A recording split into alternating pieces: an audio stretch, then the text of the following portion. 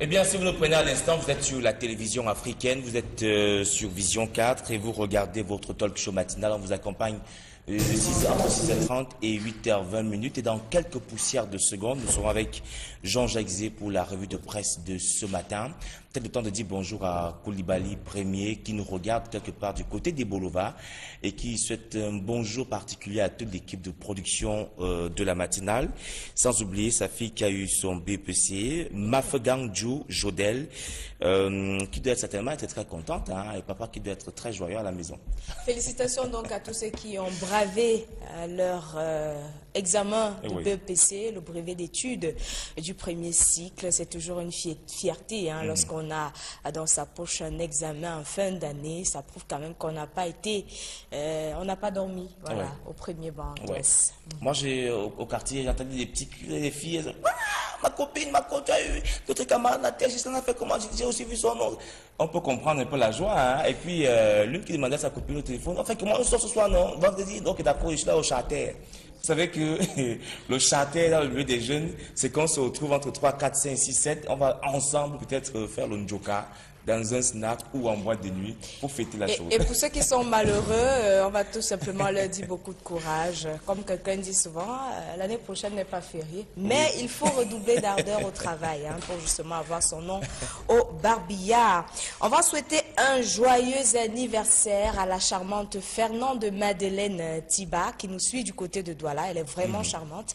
Elle a un an de plus ce jour. Joyeux anniversaire à toi, ma grande sœur. Gros bisous. Hein. C'est ce que je peux te donner ce matin. Un bisou à la menthe, un bisou à la rose ou alors un bisou... C'est au choix, en tout cas. En tout cas, maman choisit sa part sur ça. Monsieur Zé, sur le plateau pour la revue de presse de ce matin, bonjour.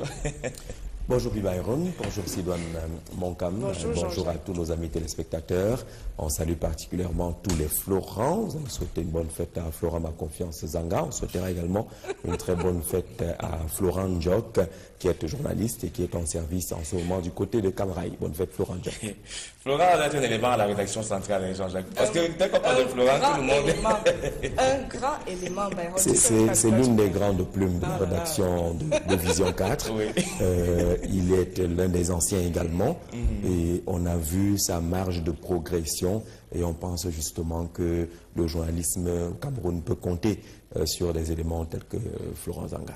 Ben, c'est quelqu'un qui s'est aussi associé humour et travail. Hein. C'est très important. C'est conseillé par les médecins. Ah oui. Bonjour à Florent Zanga ce matin. Alors, on va commencer la revue de presse avec le quotidien à capitaux publics, le Cameroun Tribune. Lorsque vous irez en kiosque ce matin, vous trouverez par exemple la grande une du journal La Nouvelle Expression qui vient de Douala, qui nous parle justement des inquiétudes des malades d'insuffisance rénale, en nous informant d'ailleurs de ce qui a déjà les premiers morts des problèmes liés à l'insuffisance du matériel nécessaire pour la dialyse. C'est la grande une, par exemple, de La Nouvelle Expression ce matin, Cameroun Tribune, qui vient avec une réponse ce matin, notamment dans le cadre de l'organisation de la prise en charge, lorsqu'on partira justement de cette grande une de La Nouvelle Expression, et la réponse d'André Mamafouda, le ministre de la Santé publique, dans les colonnes de Cameroun Tribune ce matin, puisque le quotidien Capitaux Publics nous parle justement de l'ajustement de la prise en charge des malades souffrant d'insuffisance rénale.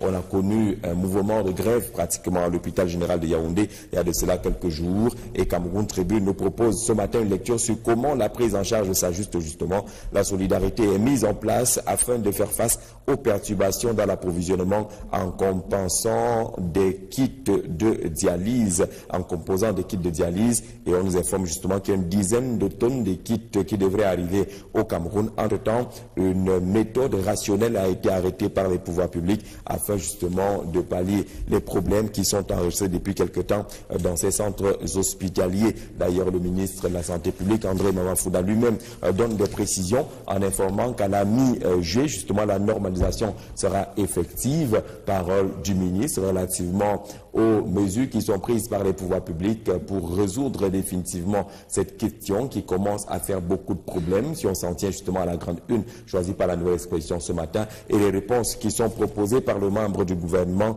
La parole aux acteurs également est faite dans les colonnes de Cameroun Tribune. Des mesures ont été prises par l'État. C'est le professeur Elie Claude Ndjitoyap Ndam, le directeur de l'hôpital général de Yaoundé, qui répond profondément aux préoccupations liées à cette insuffisance des kits dans ce centre hospitalier.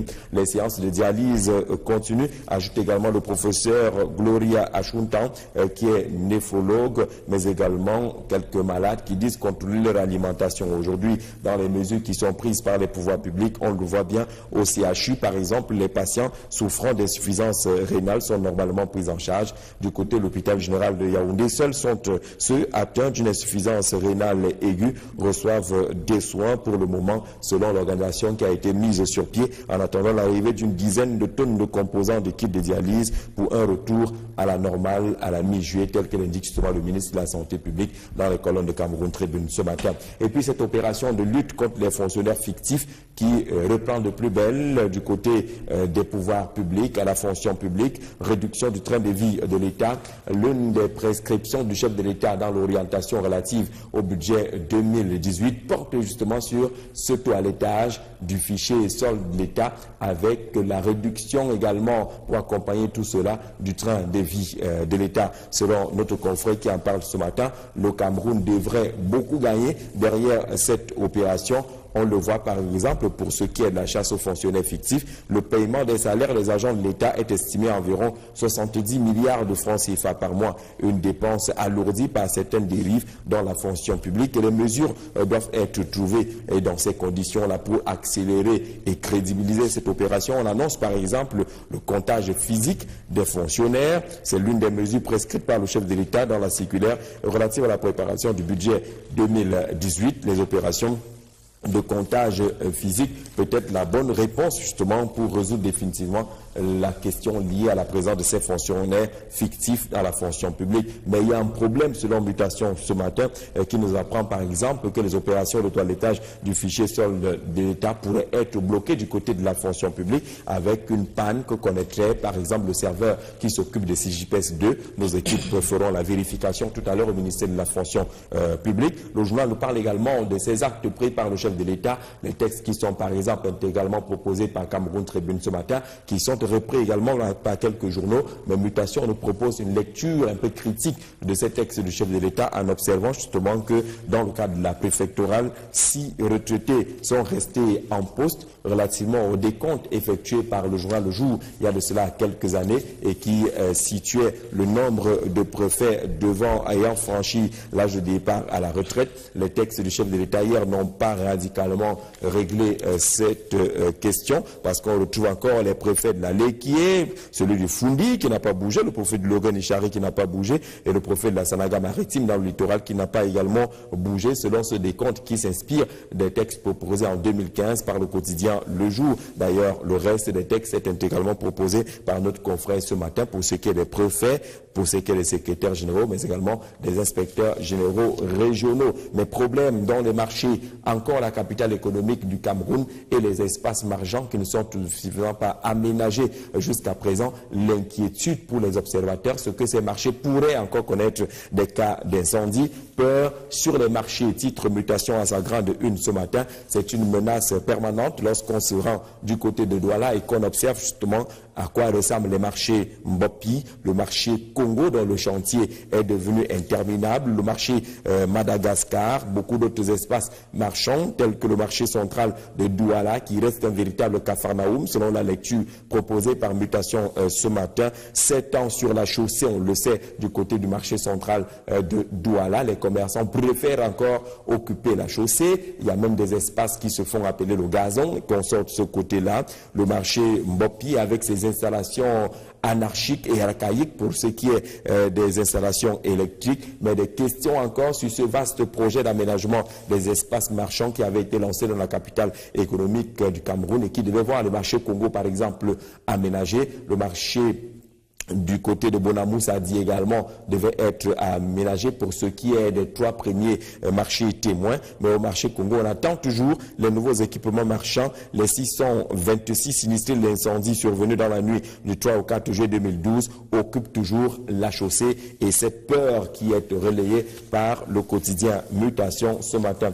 peur également sur la tenue de 4 scrutins en 2018. L'année prochaine est une année essentiellement électorale dans notre pays. La présidentielle, les municipales, les législatives devraient se tenir, les sénatoriales également, et même que certains en arrivent à ajouter par exemple les régionales. Toujours est-il que le budget qui est annoncé, qui est en préparation et qui s'inspire de la circulaire du chef de l'État semble n'avoir pas prévu l'organisation des élections. Et question soulevée par le journal de Justin Blaise Akono, Camé Presse ce matin.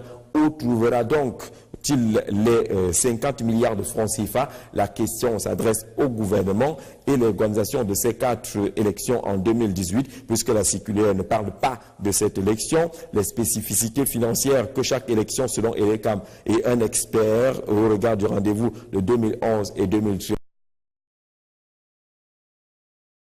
50 milliards de francs CFA, panorama des cabinets occidentaux, des conseils en communication qui se préparent déjà à venir gérer les élections et le budget des élections au Cameroun. C'est un dossier que propose Camé Presse qui est dans les kiosques ce matin. Le journal nous indique d'ailleurs que les élections sénatoriales, municipales, législatives en 2018, dans le passé, cette question n'a jamais souffert de quelques doutes pour la présidentielle. Pour les législatives et municipales, le précédent mandat avait été prolongé de 6 mois, on s'en souvient. Quant aux sénatoriales, elles étaient pour la première fois organisées dans notre pays en 2013. Or, pour les 4 rendez-vous de 2018, la question centrale est de savoir où le gouvernement trouvera les fonds nécessaires pour organiser les 10 rendez-vous. Quand cela ne tienne, les différents candidats à l'élection présidentielle seront alors la proie de quelques sorciers blancs qui sont déjà annoncés au Cameroun. Ces sorciers blancs-là, Patrice Abalme par exemple, qui est déjà annoncé, Christina Rivero de Teizen qui est déjà annoncé, même si la plupart de ces sorciers blancs, ou presque tous ces sorciers blancs, travailleront au profit d'un candidat qui est déjà connu. Le journal fait d'ailleurs la liste de ces cabinets qui sont engagés en matière de lobbying et des actions de communication de façon globale sur le continent africain. Question également sur la dévaluation du franc CFA avec cette opposition de point de vue des intellectuels qui naturellement semble chacun avoir sa perception et sa réalité. Les intellectuels donnent de la voix. C'est la petite une choisie justement par Camé Presse ce matin. Célestin Bédigui qui connaît en économie également a donné son point de vue. Maurice Kamto a donné son point de vue. Là également on a le point de vue de Rona Nguini et Eric Martial parmi ces intellectuels qui donnent leur point de vue. On le voit justement, il ne s'agit pas toujours de convergence de vue, tout comme il ne s'agit pas de convergence de vue pour ce qui est de la présentation du programme économique triennal entre le Cameroun et le Fonds monétaire international depuis l'annonce de cet appui entre guillemets de 390 milliards de francs CFA au profit du Cameroun. De quoi s'agit-il exactement? S'agit-il d'un plan d'ajustement structurel? La question aujourd'hui n'a pas encore trouvé de réponse. D'ailleurs, Expression économique, le journal de Bertrand Eba ouvre justement le débat ce matin. De quoi s'agit-il réellement derrière ce programme économique triennal déclenché par le Cameroun auprès du Fonds monétaire international? Peut-on parler carrément de plan d'ajustement structurel? C'est la lecture que propose notre confrère en matière de grand angle ce matin, puisque sur les plateaux débat, télé et autres, la question n'a pas été tout à fait clarifiée. Le gouvernement également, dans sa communication, n'a pas répondu de façon radicale à cette question. De quoi s'agit-il? Toujours est-il justement que les positions des uns et des autres sont proposées par notre confrère ce matin, celle de Célestin Bédigui encore, celle également de Dieudonné Essomba, qui est ingénieur statisticien, économiste bien connu, mais également des questions autour de ce qu'a déjà représenté un plan d'ajustement structurel, un programme d'ajustement structurel, notamment celui des années 80 à 90, qui avait fait beaucoup de mal, dit-on, au Cameroun. Réflexion également avec notre confrère d'Expression économique ce matin, au lendemain de la célébration de la journée mondiale sans sac plastique, et qu'il a été encore abordé les questions des emballages plastiques dans notre pays. Il y a cette résistance qui ne concerne pas seulement l'emballage plastique, mais également le contenu. Ce sont les whisky en sachet. Cela fait un peu plus d'1 an maintenant que le moratoire de 2 ans que l'État avait accordé aux opérateurs et même aux consommateurs a expiré, mais rien n'a encore été fait et c'est le silence peut-être complice du gouvernement qui est dénoncé par Expression économique qui est dans les kiosques ce matin et qui ne comprend toujours pas pourquoi après les 2 années de moratoire, rien d'autre n'a été fait pour stopper la commercialisation et la consommation des whisky en sachet dans notre pays. Problème aussi du côté du barrage de Mékin. On sait que Bengbis aujourd'hui est pratiquement coupé pour ce qui est de la circulation. Les ponts baignent dans l'eau à cause de quelques mauvais points de réalisation du barrage de Mékin. Et cela ne devrait pas s'arrêter tout simplement du côté de Bengbis. On ajoute les conséquences à Moyomosala et peut-être plus direct du côté de Vomeka, le village du chef de l'État. C'est la revue qui en parle ce matin, la revue Hebdo, qui parle justement des conséquences des mauvais travaux qui ont été réalisés du côté du barrage de Mékin. Vomeka pourrait également se retrouver sous les eaux si on s'en tient justement à ces problèmes liés également à la précipitation ou aux précipitations importantes de ce côté-là, des pluies immenses qui s'abattent de ce côté et qui pourraient trouver quelques malformations, on va le dire ainsi entre guillemets, dans la réalisation du projet du barrage de Mékin et pour craindre également de nombreuses inondations. Action du ministère des Postes et Télécommunications et questions sur l'effectivité de ces différentes actions. La revue du Patriote en parle également ce matin. Où en est-on avec cette convention qui a été signée entre la Chine et le Cameroun pour la mise en place d'un réseau à hauteur de 77,7 milliards de francs CFA. Mais depuis lors, silence radio et Boko Haram continue malheureusement de frapper. Indique également en guise de rappel ce matin la revue du Patriote sur ce projet qui devait permettre justement une meilleure gestion des communications dans notre pays et peut-être anticiper dans les actes néfastes que pose aujourd'hui Boko Haram, ces actes qui indiquent justement que l'ennemi ne dort point. D'autres attaques ont d'ailleurs été signalées dans l'extrême nord. C'était hier. Le point hebdo nous parle d'opération épervier, peut-être sur le viseur. Le jeune Belambela, l'actuel ministre des Relations extérieures, pour une affaire, dit-on, d'un peu plus de 2 milliards de francs CFA. C'est la grande une de le point hebdo ce matin qui parle d'opération épervier. Le journal parle également de ce déploiement du côté de forces de défense, l'armée camerounaise, avec ce redéploiement stratégique décidé par le chef de l'État. Mais un important dossier nous est proposé par le point hebdo ce matin. Ce sont justement ces importations à problème dans notre pays.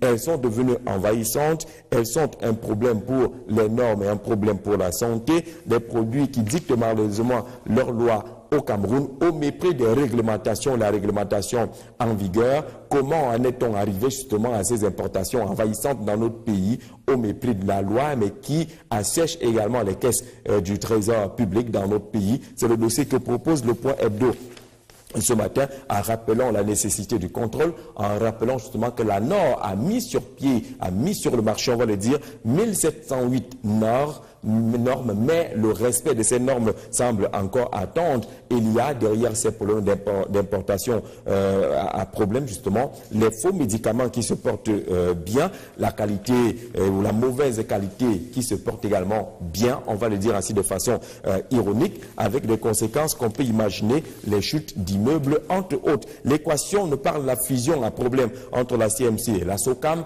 L'instruction donnée par le Premier ministre chef du gouvernement souhaite une fusion entre ces deux sociétés qui sont censées s'occuper de la gestion des droits d'auteur au Cameroun, sauf que selon l'équation, le ministre des Arts et de la Culture ne semble pas être d'accord avec ces orientations données par la primature et souhaiterait voir créer toute une nouvelle société de gestion des droits d'auteur. C'est la grande une de l'équation ce matin, le journal de Richard Bondol, qui est dans les kiosques et nous parle encore de ces nouveaux bruits enregistrés dans le secteur des droits d'auteur dans notre pays. Le journal propose également les avancées qui ont été réalisées du côté du transport aérien. On met avancées entre guillemets parce que le Cameroun et la malchance des avions, titre le journal L'équation ce matin. Et le président Paul Biya en liberté, mais peut-être également enchaîné par de nombreux problèmes et de nombreuses pressions. Selon le Gardien de Poste ce matin, le chef de l'État aujourd'hui doit répondre à la crise anglophone,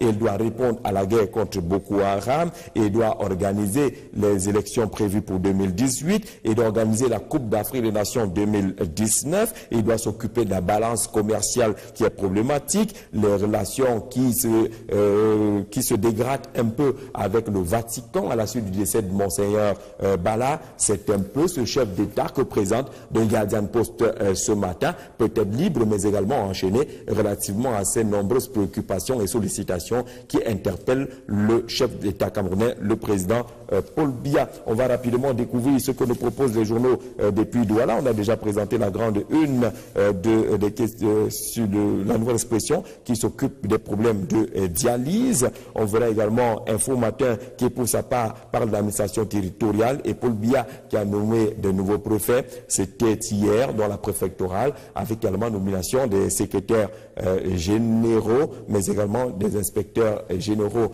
régionaux. Et le journal parle également du bonheur et des malheurs des Camerounais de la diaspora au lendemain justement de la tenue du premier forum de la diaspora ici au Cameroun et à Yaoundé. Le journal parle également de ces affrontements entre les villageois et membres de Boko Haram. Le bilan qui s'affiche, pratiquement 3 morts de ce côté-là. Le Messager dans les kiosques également donne la parole à René Gromessé qui parle par exemple du Cameroun et les défis de la gouvernance. C'est la grande une choisie par le journal de Feu Pius Ndjawe ce matin. Le journal parle également de cette pêche maritime et un chalutier qui a été saisi du côté de Crébi pour dire justement qu'il y a des gros problèmes dans l'organisation de la pêche maritime dans notre pays. Et un mot sur la Coupe des Confédérations. Le victorieux, on le sait, c'est l'Allemagne qui a remporté cette compétition. L'Allemagne parle au Cameroun, indique le Messager ce matin relativement au rajeunissement à succès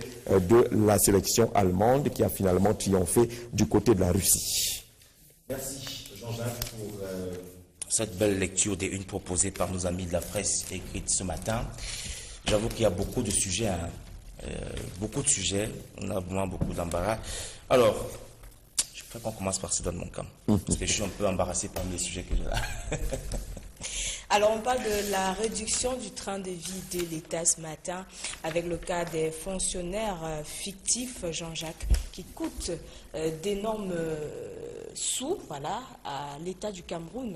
Comment est-ce qu'on pourrait faire en sorte que cela soit, qu'on ne vive plus ce genre de situation, qu'on ait de moins en moins de fonctionnaires fictifs dans la fonction publique camerounaise? Il faut traquer les causes. Il faut chercher les causes véritables. Parce que ce que nous vivons aujourd'hui n'est qu'une conséquence. À quel niveau se situent les causes? Qu'est-ce qui a conduit la fonction publique camerounaise à se retrouver avec tant de fonctionnaires fictifs? La masse salariale aujourd'hui est de plus de 70 milliards de francs CFA. Ce qui est important, ce qui est énorme, l'État du Cameroun, pour payer les salaires, dépense 70 milliards par mois. C'est quand même suffisamment lourd. Et dans ces 70 milliards, vous trouverez justement qu'il y a des gens qui ont des salaires doubles ou triples. Il y a des morts qui touchent encore leur salaire au Cameroun. Il y a les fraudeurs qui touchent encore leur salaire au Cameroun. Il y a des exilés qui touchent encore leur salaire au Cameroun. Il y a ceux qui ont choisi de partir vivre ailleurs qui touchent encore leur salaire. J'ai vécu l'expérience à Libreville où j'ai rencontré des enseignants régulièrement inscrits dans le fichier sort de l'État au Cameroun, mais qui enseignent dans des lycées et collèges du côté de Libreville, là où ils disent gagner un peu plus, mais jusqu'à pendant ce temps, leurs salaires sont toujours perçus dans notre pays. Il faut donc retrouver les causes. La cause fait partie justement des réalités du Cameroun, où la cupidité semble avoir gagné les esprits, où la malhonnêteté a gagné des esprits, où les gens considèrent toujours l'État comme une vache à lait. Chacun vient traire un peu de ce lait-là et se nourrit, même si en retour, il ne fournit rien à l'État. Et pendant longtemps, on a laissé faire. On a connu des ministres qui sont arrivés dans ce pays qui ont voulu mettre fin à cette affaire-là. Le Garga Aman a dit qu'on a fini par appeler chasseurs, je ne sais pas trop, mais ils étaient engagés justement pour déloger même les baleines qui étaient à l'origine justement de ce mal. On a plutôt combattu, Garga Aman a dit, le pauvre monsieur était obligé de démissionner. Et vous le savez avec cette situation. Il a démissionné, mais après, il n'y a pas eu un relais. Il n'y a pas eu les gens qui se sont intéressés à la question qui fâchait justement le ministre Garga Aman a dit. Pourquoi voulait-il s'attaquer à ces grosses baleines qui avaient pourri justement la fonction publique? Mais on s'est contenté de son départ il s'est inscrit dans les rangs de l'opposition, avec le bonheur qu'on sait, on met tout cela entre guillemets, mais entre-temps, la fonction publique n'a pas cessé d'enregistrer justement les fonctionnaires fictifs. On a commencé à créer les opérations antilope, les opérations ci ou ça, il y a eu les Mbouma même, du nom d'un serpent, ainsi de suite, mais rien n'a été fait fondamentalement. Ces opérations se sont arrêtées à un moment donné sans qu'on ne sache exactement pourquoi. Il y a donc beaucoup de complicité au niveau des ministères, fonction publique, finances et autres qui ont nourri tout cela. Il y a des gens qui vivent à travers ces pratiques mafieuses, ceux qui ont 2 ou 3 salaires, 2 ou 3 matricules à la fonction publique, c'est eux qui nous narguent là dehors avec les grosses voitures, les belles femmes et les belles maisons. Pourtant, ce sont des voleurs qui sont ainsi en train de tuer l'économie de notre pays. Aujourd'hui, on crée CJPS, on vous annonce que CJPS 1 est passé à CJPS 2, après on vous dira qu'il y a même des problèmes de serveurs, ainsi de suite. Vous pensez que c'est normal? Ça veut dire qu'il y a toujours des souris. Pour utiliser l'expression consacrée justement au système informatique, il y a encore les virus humains de ce côté-là qui sont en train certainement de détraquer les machines pour qu'on ne réussisse pas à faire le toilettage qu'il faut. On va souhaiter beaucoup de courage à l'actuel ministre de la fonction publique. On le dit souvent, l'avantage qu'on a avec Michel Ange Anguin, c'est que c'est un magistrat. Ce monsieur a une lecture sans complaisance des situations. Et c'est cela qui fait aujourd'hui que même dans l'opération qui est annoncée aujourd'hui, on va passer même à l'enregistrement physique, à l'identification physique des fonctionnaires. Vous voyez à quel niveau on est arrivé. Alors, ça veut dire qu'il y a des gens qui manipulent encore des données. Qu'est-ce qu'on a pu enregistrer? Je pense qu'il y a une évolution qui a été observée au niveau de l'opération CJPS. Aujourd'hui, pour suivre son dossier à la fonction publique, on n'est plus obligé d'avoir les longs rangs qu'on voyait par le passé. Il y a un système d'informatisation qui est suffisamment en marche maintenant, même si on appelle à ce que ce système soit encore amélioré. Mais puisque ce sont les machines et que forcément les machines sont utilisées par les hommes, on va également ajouter à l'opération qui est lancée aujourd'hui le décompte physique. C'est-à-dire on dit, Sidoine, quand vous êtes fonctionnaire, vous venez vous-même, on vous voit physiquement avec votre dossier. Ça permet justement que les gens n'introduisent pas simplement les données falsifiées dans les machines, mais qu'on voit au moins de façon physique ces opérations. On est obligé de compter les gens comme moi on faisait à l'école primaire avant avec les bâtonnets. On dit 1, 2, 3, allez voilà, mettez-vous là, vous êtes 4 ou 5. Parce que justement il y a beaucoup de mauvais esprits qui ont conduit le Cameroun. Et ces gens n'aiment pas le Cameroun parce que tout l'argent qu'ils perçoivent aujourd'hui aurait pu être investi ailleurs. Cet argent aurait permis qu'on recrute les jeunes qui sont au chômage aujourd'hui. Lorsque quelqu'un seul a 3 matricules, lorsque vous avez un haut fonctionnaire, un directeur, un responsable qui touche les salaires des morts, pourtant ces salaires auraient permis à ceux qu'on paye d'autres fonctionnaires vivants qui se retrouvent à gonfler la masse des chômeurs aujourd'hui. C'est de cela qu'il s'agit. Donc il faut traquer les causes, il faut conscientiser les Camerounais. Savoir que le bonheur que tu pourras vivre fait le malheur de 1000 autres personnes. Quel bonheur y a-t-il à voir autour de soi, passer dans sa voiture, vitre fumée, et de voir comment au trottoir, faites un tour au marché central de Yaoundé ou de Douala ou le marché Aoubé à Bafoussam. Vous ne trouverez pas les gens en train de rire au marché. Tout le monde est nerveux au trottoir. Lorsque les gens attendent les taxis, ainsi de suite, tout le monde est fâché. Lorsque vous passez dans votre véhicule, vitre fumée, vous regardez comment il n'y a pas de bonheur autour de vous. Vous vivez quel genre de bonheur? Il n'y a pas de... le meilleur bonheur, c'est lorsqu'on peut partager avec les autres. Mais si vous prenez tout pour vous, rien que pour vous, ben souvenez-vous quand même des Bois-Lotins. Lorsqu'ils chantaient, vanité des vanités. Tout ça n'est rien. Lorsque le moment viendra, d'ailleurs on fera votre cercueil avec du bois blanc. On va peut-être peindre et vernir, mais dans tous les cas, vous allez prendre la même direction. Ce sera le faux bois blanc et vous partirez en laissant justement tout cela. Donc il faut quand même essayer de vivre en se disant que nous sommes dans un pays, nous sommes une nation. La notion de nation induit la notion de communauté. Partageons, encore que ce n'est pas une faveur qu'on vous demande. Ce n'est pas une faveur. Maintenant, il faut que l'opération aille loin. Une fois qu'on aura identifié, parce qu'ils sont identifiables, ceux qui sont au cœur de cette mafia, eh bien, si Kodengui est surchargé, moi je le dis aujourd'hui, il y a suffisamment de terrain. À Bafia, il y a le terrain. À Ibebda, il y a le terrain. On va aller construire des prisons là-bas et que ces prisonniers nous aident à faire les champs.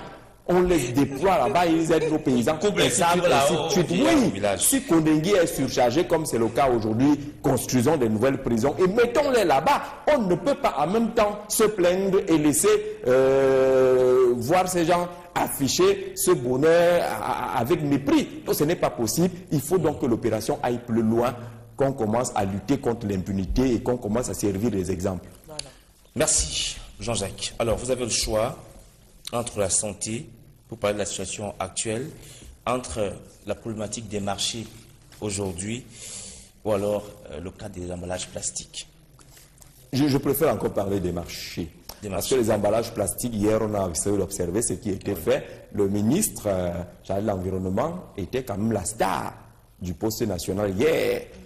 Il a beaucoup parlé là-bas. Je ne sais pas quelle est forcément la portée de cette communication suffisamment intellectuelle et intelligente qu'on a suivie là-bas.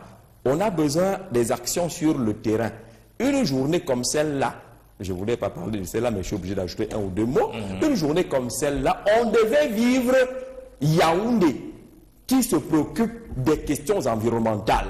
C'est-à-dire que Yaoundé, hier, devait être pratiquement à tous les carrefours garnis par des messages, des banderoles, les pancartes et même des personnels du ministère et les volontaires et autres.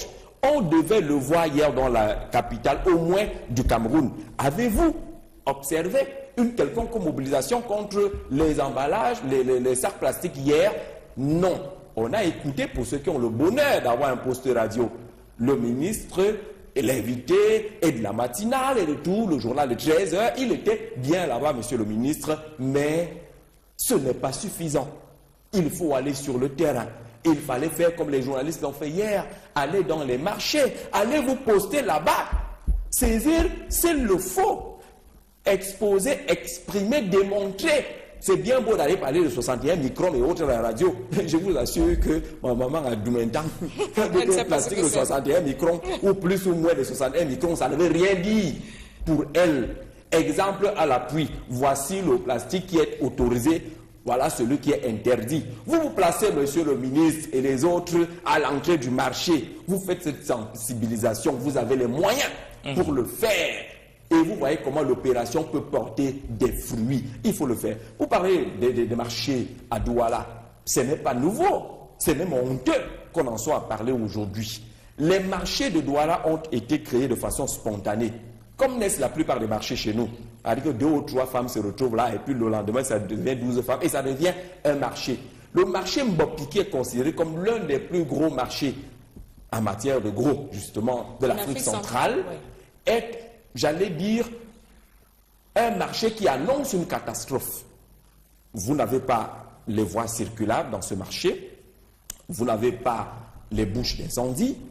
Vous avez sur votre tête les toiles d'araignée. Voilà. Je veux parler de ces branchements électriques incroyables. Vous avez la chair de poule lorsque vous voyez comment s'entremêlent les fils électriques de ce côté-là. Vous vous demandez comment ça se passe. Alors, en cas d'incendie, il n'y aura aucune intervention là-bas. Le marché est essentiellement construit en matériaux provisoires. Chacun vient avec ses 3-4 morceaux de contreplaqué et des morceaux de tôle, essaie de construire sa part de boutique. On vous rappellera que le marché n'appartient pas à l'État, que c'est un marché privé. C'est un espace marchand public. Et dès qu'il y a du public quelque part, il faut que les pouvoirs publics s'en intéressent, qu'on aménage cette affaire-là. Alors, tous les marchés, vous savez que les marchés à Douala ne dépendent pas des municipalités, notamment les marchés de cette ampleur. C'est pour cela qu'il y a toujours un débat à Douala où les communes veulent récupérer la gestion des marchés qui sont dans leur espace.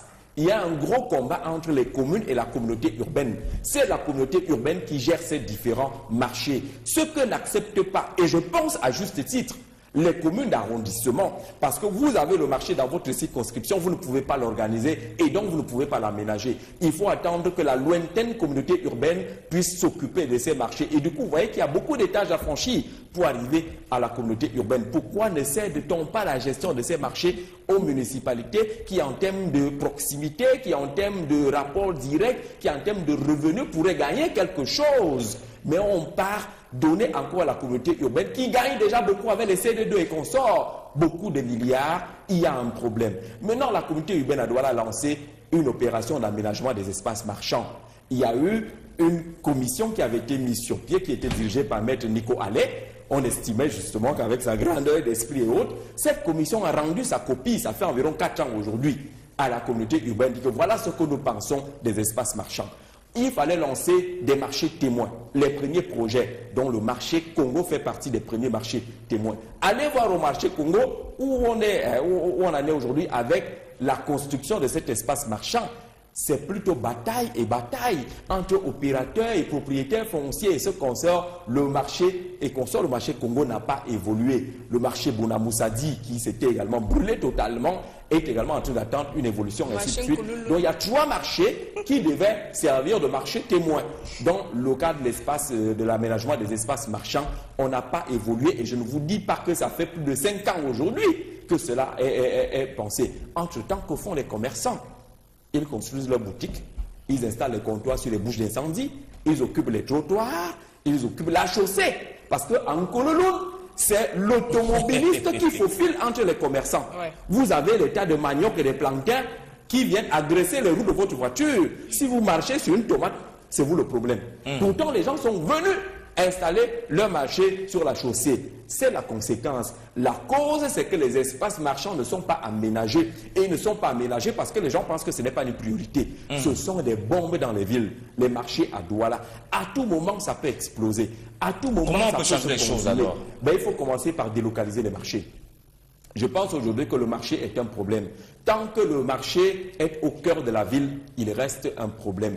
Il faut qu'on apprenne les politiques d'extension des villes.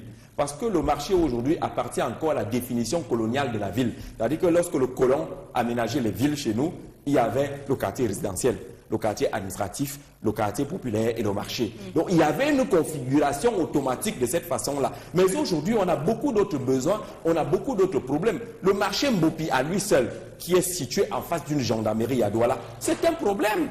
Le gendarme qui vient travailler est obligé de faufiler et d'enjamber les tomates.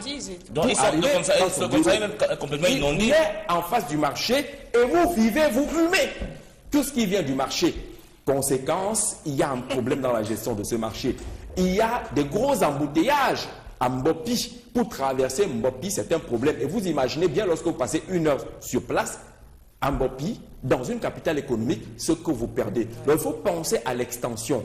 Il faut penser à décentraliser les marchés. Laisser les communes gérer leurs marchés. Ça leur donne les moyens et ça leur donne la possibilité de mieux intervenir, d'intervenir directement. On ne peut pas en même temps donner à la communauté urbaine la chance de gérer les grands dossiers, mais également de gérer les petits dossiers. Il y a un problème de ce côté-là. Il faut maintenant discipliner les commerçants, parce que dans les villes également, là où il y a eu un peu d'aménagement des marchés, les commerçants préfèrent la rue, le trottoir, même s'ils vous répondront que oui, c'est parce que les acheteurs ne vont pas à l'intérieur des marchés. Mais je pense que si on modernise les espaces marchands et qu'on les construise, comme c'est le cas aujourd'hui, le marché moderne qui se construit à Saint-Mélima, le marché moderne qui se construit à Berthois, il y a quand même les soucis de délocalisation qui ont été observés de ce côté-là et qui vont permettre de décanter un peu la situation. Merci. Je crois que le délégué de la communauté de Douala nous regarde, M. Tonnet, vraiment, il faut le libérer. Il faut vous décharger de ces fardeaux-là auprès des communes. Pour que les choses Vous savez que lorsque on a l'impression que les pouvoirs publics ont compris la volonté des mairies, on vous sort un texte ambigu à la primature. Le texte ambigu qui a été publié aujourd'hui n'a pas encore été clairement, j'allais dire, expliqué. On commence par dire finalement que le marché qui appartient à la commune est celui qui a été construit par la commune. Ceux qui existent déjà là sont de la responsabilité de la communauté urbaine. On se perd un peu dans l'interprétation du texte du Premier ministre qui n'a pas permis en réalité d'évoluer. Il faut qu'on soit catégorique. Un marché est dans un espace communal. Cet espace communal est géré par une commune, par un maire. Pourquoi ne donne pas automatiquement le marché central de Douala, par exemple, à la commune de Douala 2e? Et le paradoxe, c'est que le maire de Douala 2e, la mairie est située à 200 mètres du marché central. Le maire ne gère pas le marché qui est voisin, mais le maire doit intervenir. Car lorsque les agents communaux viennent au marché pour réclamer l'OTVP et qu'on vous dit que non, ceux de la communauté urbaine sont déjà passés, c'est eux qui ont le droit. Il y a quand même un gros problème dans la gestion de ces marchés, on doit pouvoir clarifier tout cela. Merci, espérons que les choses changent. On va peut-être y revenir peut-être demain ou dans nos prochaines éditions, parce que même Yaoundé aussi connaît beaucoup de difficultés avec les marchés. On va dire bonjour ce matin au délégué de l'éducation de base pour l'Est, le délégué régional de base pour l'Est, M. Poulet-Landésiré, qui nous regarde tout le matin. Merci de rester fidèle à la matinée. Et félicitations à tous les préfets qui ont été promus, Jean-Jacques. C'est vrai qu'on parle de certains, de 6 préfets qui avaient déjà atteint l'âge du départ à la retraite, mais qui ont été maintenus. Oui, ils bénéficient peut-être d'une prolongation. C'est de la haute discrétion du chef de l'État. Vous sollicitez une prolongation et vous l'accorde. Comme il peut ne pas vous l'accorder, c'est de sa très haute discrétion. Donc, on ne va pas lui faire un procès irrélatif. Vous voyez certainement qu'il y en a qui ont sollicité. Maintenant, ceux qui ont été promus, on leur présente toutes nos félicitations. L'ancien secrétaire général de la région de l'Est, une dame. Oui, de l'Est a été promu. Ouais. Le secrétaire général du centre a également été également le tout nouveau préfet des Hauts-Plateaux. Qui part d'une CAM et qui arrive au haut plateau. On lui présente toutes nos félicitations également de ce côté-là. Mais il y a du travail sur le terrain. C'est le plus important. Après les agapes, chef de terre, il faut travailler. On pense également au nouveau préfet du département de la MIFI qui vient, je crois, de Bafia. Voilà, le sous-préfet, ancien sous-préfet à Bafia qui va du côté de la MIFI. Félicitations donc à tous ceux qui ont été promus par ce décret présidentiel hier. Bonne journée à vous, Jean-Jacques. On va vous dire simplement bonne journée et retrouvons-nous demain, s'il plaît à Dieu, pour une nouvelle revue de presse. Portez-vous bien. Merci.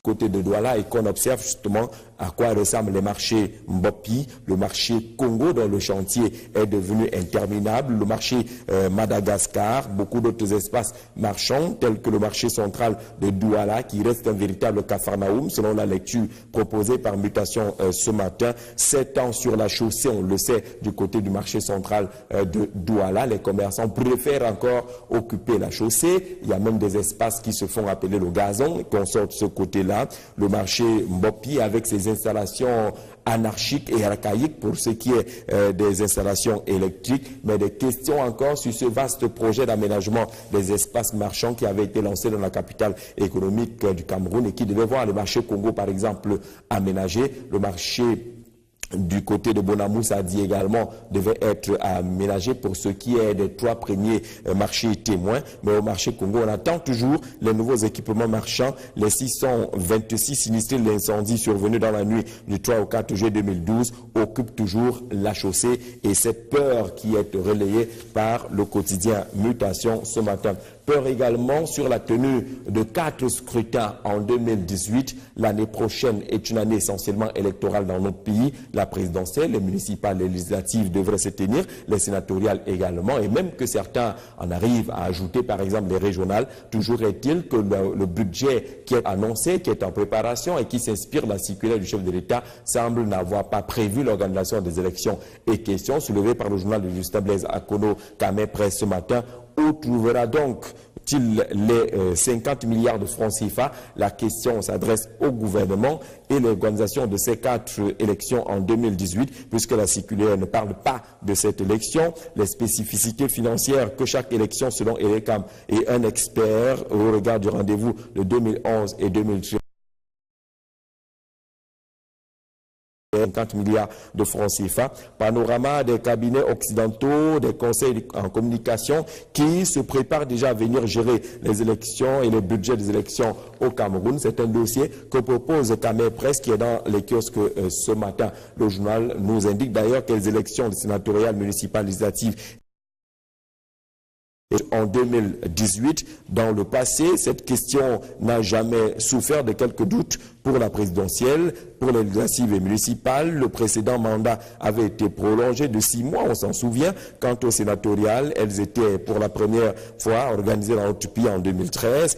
Or, pour les 4 rendez-vous de 2018, la question centrale est de savoir où le gouvernement trouvera les fonds nécessaires pour organiser les 10 rendez-vous. Humour et travail. Hein. C'est très important. C'est conseillé par les médecins. Bonjour à Florence Zanga ce matin. Alors, on va commencer la revue de presse avec le quotidien à capitaux publics, le Cameroun Tribune. Lorsque vous irez en kiosque ce matin, vous trouverez par exemple la grande une du journal La Nouvelle Expression qui vient de Douala, qui nous parle justement des inquiétudes des malades d'insuffisance rénale, en nous informant d'ailleurs de ce qui a déjà les premiers morts des problèmes liés à l'insuffisance du matériel nécessaire pour la dialyse. C'est la grande une, par exemple, de La Nouvelle Expression ce matin, Cameroun Tribune, qui vient avec une réponse ce matin, notamment dans le cadre de l'organisation de la prise en charge, lorsqu'on partira justement de cette grande une de La Nouvelle Expression, et la réponse d'André Mamafouda, le ministre de la Santé publique, dans les colonnes de Cameroun Tribune ce matin, puisque le quotidien Capitaux Publics nous parle justement de l'ajustement de la prise en charge des malades souffrant d'insuffisance rénale. On a connu un mouvement de grève pratiquement à l'hôpital général de Yaoundé il y a de cela quelques jours, et Cameroun Tribune nous propose ce matin une lecture sur comment la prise en charge s'ajuste justement. La solidarité est mise en place afin de faire face aux perturbations dans l'approvisionnement en compensant des kits de dialyse, en composant des kits de dialyse, et on nous informe justement qu'il y a une dizaine de tonnes de kits qui devraient arriver au Cameroun. Entre-temps, une méthode rationnelle a été arrêtée par les pouvoirs publics afin justement de pallier les problèmes qui sont enregistrés depuis quelque temps dans ces centres hospitaliers. D'ailleurs, le ministre de la Santé publique, André Mamafouda, lui-même donne des précisions en informant qu'à la mi-juillet, justement, la normalisation sera effective. Parole du ministre relativement aux mesures qui sont prises par les pouvoirs publics pour résoudre définitivement cette question qui commence à faire beaucoup de problèmes, si on s'en tient justement à la grande une choisie par La Nouvelle Expression ce matin, et les réponses qui sont proposées par le membre du gouvernement. La parole aux acteurs également est faite dans les colonnes de Cameroun Tribune. Des mesures ont été prises par l'État. C'est le professeur Elie Claude Ndjitoyap Ndam, le directeur de l'hôpital général de Yaoundé, qui répond profondément aux préoccupations liées à cette insuffisance des kits dans ce centre hospitalier. Les séances de dialyse continuent, ajoute également le professeur Gloria Achuntan, qui est néphrologue, mais également quelques malades qui disent contrôler leur alimentation. Aujourd'hui, dans les mesures qui sont prises par les pouvoirs publics, on le voit bien au CHU, par exemple, les patients souffrant d'insuffisance rénale sont normalement pris en charge. Du côté de l'hôpital général de Yaoundé, seuls sont ceux atteints d'une insuffisance rénale aiguë reçoivent des soins pour le moment, selon l'organisation qui a été mise sur pied, en attendant l'arrivée d'une dizaine de tonnes de composants de kits de dialyse pour un retour à la normale à la mi-juillet, tel que l'indique justement le ministre de la Santé publique dans les...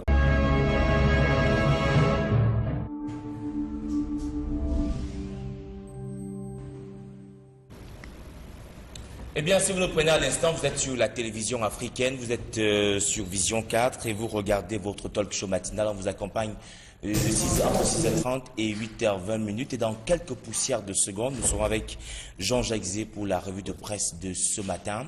Peut-être le temps de dire bonjour à Koulibaly Premier qui nous regarde quelque part du côté des Bolova et qui souhaite un bonjour particulier à toute l'équipe de production de la matinale. Sans oublier sa fille qui a eu son BPC, Mafegang Djou Jodel, qui doit certainement être très contente, hein, et papa qui doit être très joyeux à la maison. Félicitations donc à tous ceux qui ont bravé leur examen de BPC, le brevet d'études du premier cycle. C'est toujours une fierté lorsqu'on a dans sa poche un examen en fin d'année. Ça prouve quand même qu'on n'a pas été, on n'a pas dormi au premier banc. Moi, au quartier, j'ai entendu des filles, ma copine, tu as eu d'autres camarades, la tête, je fait comment, j'ai aussi vu son nom. On peut comprendre un peu la joie, hein. Et puis, l'une qui demandait à sa copine au téléphone, en fait, comment on sort ce soir, non? Vendredi, donc d'accord, je suis là au Châtel. Vous savez que le Châtel, dans le milieu des jeunes, c'est qu'on se retrouve entre 3, 4, 5, 6, 7. On va ensemble peut-être faire le Njoka dans un snack ou en boîte de nuit pour fêter la chose. Et pour ceux qui sont malheureux, on va tout simplement leur dire beaucoup de courage. Comme quelqu'un dit souvent, l'année prochaine n'est pas férié. Mais il faut redoubler d'ardeur au travail pour justement avoir son nom au barbillard. On va souhaiter un joyeux anniversaire à la charmante Fernande Madeleine Tiba qui nous suit du côté de Douala. Elle est vraiment charmante. Elle a un an de plus ce jour. Joyeux anniversaire à toi, ma grande sœur. Gros bisous. C'est ce que je peux te donner ce matin. Un bisou à la menthe, un bisou à la rose ou alors un bisou... C'est au choix, en tout cas. En tout cas, maman choisit sa part sur ça. Monsieur Zé, sur le plateau pour la revue de presse de ce matin, bonjour. Bonjour Byron, bonjour Sidoine Moncam, bonjour à tous nos amis téléspectateurs. On salue particulièrement tous les Florents. Vous allez souhaiter une bonne fête à Florent Ma Confiance Zanga. On souhaitera également une très bonne fête à Florent Njok, qui est journaliste et qui est en service en ce moment du côté de Camraï. Bonne fête Florent Njok. Florent est un élément à la rédaction centrale, Jean-Jacques. Parce que dès qu'on parle de Florent, tout le monde... Un grand élément. C'est l'une des grandes plumes de la rédaction de Vision 4. Oui. Il est l'un des anciens également. Et on a vu sa marge de progression. Et on pense justement que le journalisme au Cameroun peut compter sur des éléments tels que Florent Zanga. C'est quelqu'un qui s'est aussi associé. Colonne de Cameroun Tribune ce matin. Et puis cette opération de lutte contre les fonctionnaires fictifs qui reprend de plus belle du côté des pouvoirs publics à la fonction publique, réduction du train de vie de l'État.